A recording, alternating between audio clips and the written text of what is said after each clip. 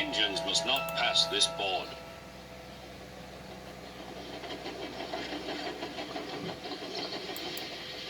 Silly old board, thought Thomas. He had often tried to pass it, but had never succeeded.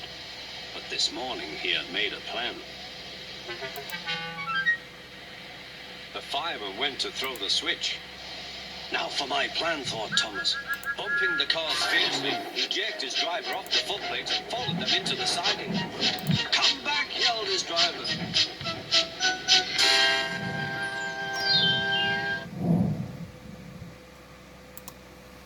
"Fire and smoke," said Thomas.